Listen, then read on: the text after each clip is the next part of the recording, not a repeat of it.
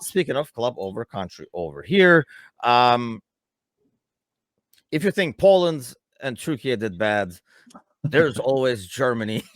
Thank Honestly, God. like I have not. It's almost like kind of like took some time off from it, made it more like an American football weekend instead of a regular soccer weekend. Speaking of, by the way, let's ask over here: are you an NFL guy? Yeah, I mean, I mostly Very casual. I mean, mostly for fantasy. I don't get bent up about it. I don't really support a team. Like if I had to say that I follow someone, it'd probably be the Bears, but that's not fun for anyone either. So I'd rather not have more negative feelings in my life revolving around sports. So I kind of just detach from that, and I just do my 12 different fantasy leagues or whatever it's at this year, and just say I'm good. The yeah, Niners I did usually well. yes, yes. I mean, yeah, good weekend overall. I usually spend my Saturdays. I'm not a big college football fan, but I'll watch if it's like an exciting matchup. But I usually spend my Saturdays rooting for the team that's playing Notre Dame, just to annoy Angie more than anything else, who's a huge Notre Dame fan. And then, yeah, I'm a 49ers fan. So it was definitely a good weekend. So I did take the weekend mostly off from soccer because Turkey played on. Look at that. I'm saying Turkey over and over. It's blending and just rolls out the tongue. So they played on Friday, so that kind of like totally opened up. I think they play tomorrow against Japan, who like ends up friendly, who is going around. So maybe we'll get our coach fired too. That would be actually welcome in Turkey right now. So when I saw the score, what is it, 5-1 or something like that? I really thought it was more like Germany's trying things. Like they played a totally different 11, like trying all the young guys or something like that. Then I look at the lineups and I'm like, ew, not really. What do you make of that story? Obviously, Klopp's name is going to come up right away, being German and all that, and it's been rumored before. Like Chris says, Nagelsmann is another like person that should come up, and I know it has because he's unemployed, right? Yeah. But I mean, I still almost feel I know he's talked about it in the past, but to me, it is not a club job because he does not do well if he does not spend the entire summer with them. There's like it's not cool. These guys are not here and stuff is all he's going to say. So to me, I don't even think if I'm German, I would be like 9. I would for Nice. somebody someone says club because I feel like that's not really his strength. Like he's more like a club manager. Yeah, and I think he will always just be a club manager, and that's okay. I feel like going just based off of everything you said, there really is no way in my head that it would fit, because I feel like he wouldn't be able to bring in the kind of guys that I think he'd want to play with out of the pool of guys that he has. I mean, I could totally be wrong because I'm not a genius manager, so who knows what he could do. I mean, he wanted Goetze, right, before Salah, so maybe there's just one example of a player that he could have probably worked with that could have made him a little bit better. But I think overall it doesn't make sense, because he is a guy that likes to he's sort of a day-to-day with the players kind of manager. Yeah. There's some managers where they're really good tactically, but they're not going to spend, some lunches around the players kind of deal. There's some managers who are really good friends with the players, but not necessarily good tactically. And Klopp has both. And so I don't think he would be awarded that kind of time with the national team, given how much time is taken up by the club level and then how little of time he has to set up for any international duty. So I think overall it just wouldn't make sense for him. And I did see, this is, I think, one of the craziest facts I've seen in a long time. Hansi Flick is the first coach in the 123-year history of the German national team to be sacked. They have never actually sacked their manager. Wait. Are you serious? Yes. Is it like they're mutually agreed to leave kind of bullshits? They Or resigned. There's okay. never Why been don't you a resign? sacking in the So you can get your 123-year severance package. history. Yeah, that's odd. That is shocking, I guess, especially with a place with high expectations, more than anything else.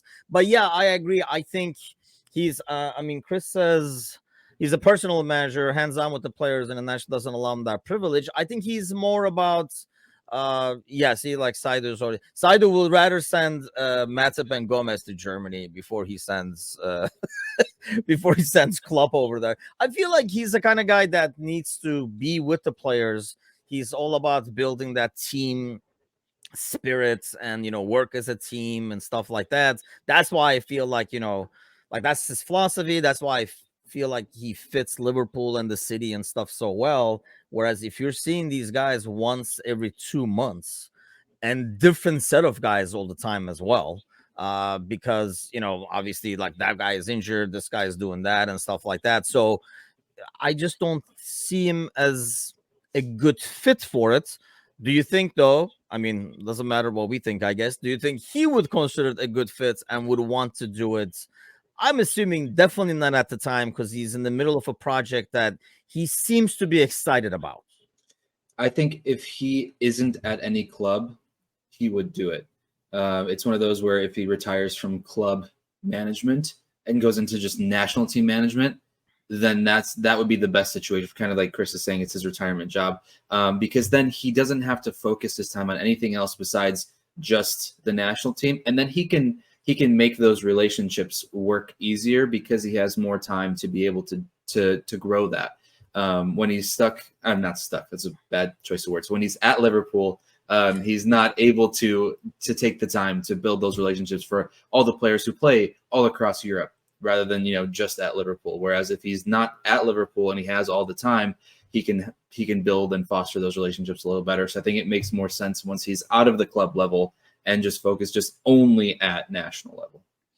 Yeah, because it would be more like, oh, I guess let me take a look at that kind of a thing, that more than anything else, as opposed to like leaving everything and they're like, oh yeah, this sounds like an exciting project. I actually see him more, I mean, maybe I want to, it's a personal thing, but like I see him more interested in the project of building something than he was last year. He seemed like a miserable dude. I know things were not going well, that's part of it, but it just felt like he did not look like he was really, he looked more defeated, I guess. Whereas he looks a lot more hopeful and excited about all the new shiny toys he has to like create and improve, and we can do this, we can do that, and stuff like that. Like he feels like sky is the limit now. Whereas obviously we had already maybe set the sky with the squad he had. So it's I don't know. He comes across as a guy who's more excited about the things we can do and the things we can work on and how we can get better and stuff like that. But I do feel there might be a bit of romanticism in the sense that if Germany has one of these, 2 to 4 year spans where they are just really, really bad again, right? Like before 2006 it was, where they had that stretch where they were just god awful, and the country was like, we can't have this. We need to reinvigorate this entire country to be good at the sport again. Like Klopp could be the national hero that brings them back to the World Cup final deal. So there's that bit of romanticism in the storylines of it, I think, in the future, potentially, if Germany is still a little bit rocky. But I think there's enough talent there where you can get a guy like Nagelsmann and take care of that. You can get there's a lot of managers who I think could take the job because there's enough talent to work there. So I don't think it's like they're not going to absolutely go fall to rock bottom again. But it would be a fun storyline in the future if they are still struggling and Klopp comes in and is able to take them to the heights that where they used to be before, or something like that. Here's the thing, and I don't know how it is in Poland. I think we see it over here as well. Definitely in Turkey. It feels like there's a lot of politics that goes into the selection of the squad. Do you think that's something? I mean, I don't know if that, like I say, is Poland the same way where you're like, how is this guy here? Probably because of this kind of a deal. There's 7 guys in the starting 11 yesterday that probably would not see the squad at all if it wasn't, if the manager actually was allowed to just pick 11 Polish players and not have to go off of what they've achieved in their career, it would be completely different. Yeah, so I agree that, and that could be something that keeps Klopp from doing that as well, because if he's not allowed to even pick his own players, then what's the point?